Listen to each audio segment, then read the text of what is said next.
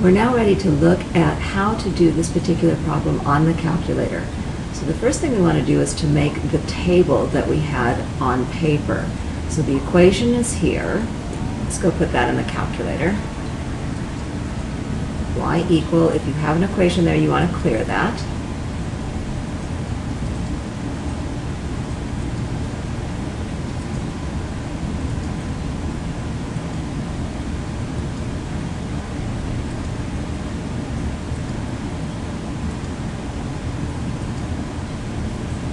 All right, when you've done entering the equation, we now want to set this table up. To set a table up, we'll use table set. So the second button and then window will get us to table set. We want table start to be at -6.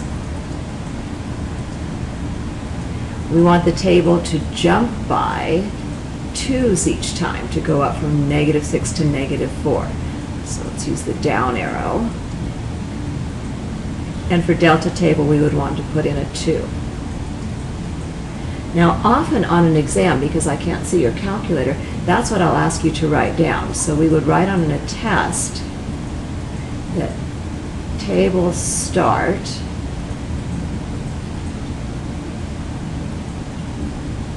equals -6, and this jump, which has like a triangle and then table,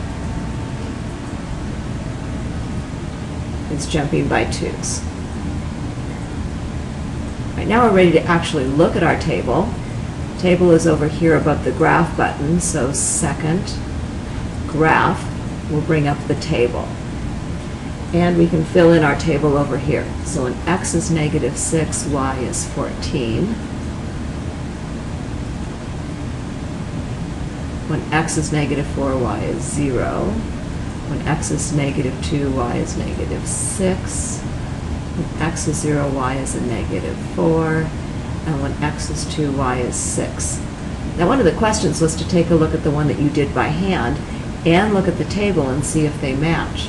On an exam, if they don't tell you you have to do this, it's pretty fast to go ahead and use the calculator as a way of checking your answer before you turn the test in. All right, so now we have our table built, and the next step was to build the graph on paper, which we've done, and then to build the graph in the calculator.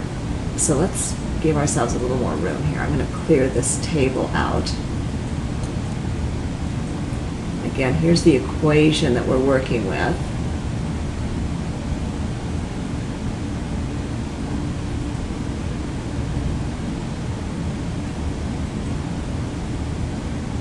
And the points that we had to graph were at -6 on the x-axis. So I think I can just count by ones.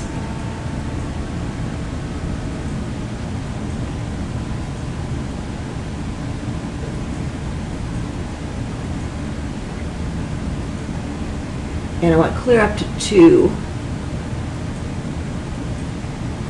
for a positive x-axis. Now the y values had a high number of 14. Now I don't want to count by ones because I won't have enough space here. I can't even count by 2's on this paper, so I'm going to count by 4's.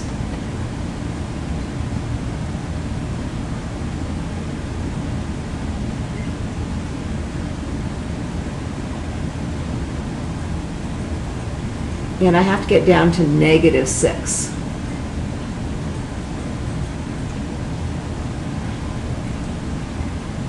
Make sure that the scale that you use for the y-axis stays the same all along the y-axis, and the scale you use for the x-axis stays the same.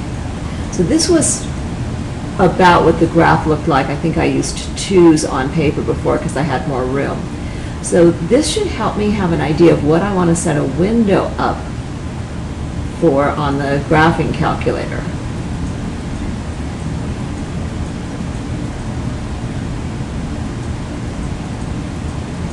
So for x min,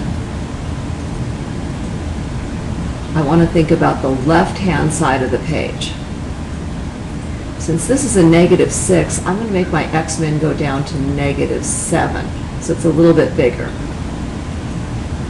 X max is the right-hand side of the page. Since that only has to get to 2, I'm going to make my y max 3. Now 3 is not the only number you can use. If you used 4, that would be okay, but if you used 15, that's way too big.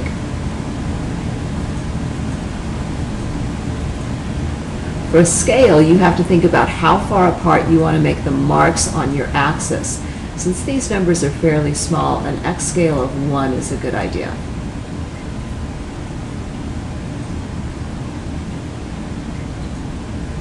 Y-min, since this is the y-axis, is the bottom of your page. Now the y-min has to get down to negative 8, and I was jumping by 4s, so I might jump this all the way down to negative 12. Negative 10 would be okay also. But actually, I only needed to get down to negative 6, so if you use negative 8 here, it would be all right as well. Just make it something that's a little bit farther down the axis than negative 6 would be. So for y max, my largest number I had to graph was 14, so we could use 16, or we could go a little higher. I'll go up to the next tick mark, which would be 20. Remember, my y scale here was in 4s. So I'm going to go ahead and use 4 also.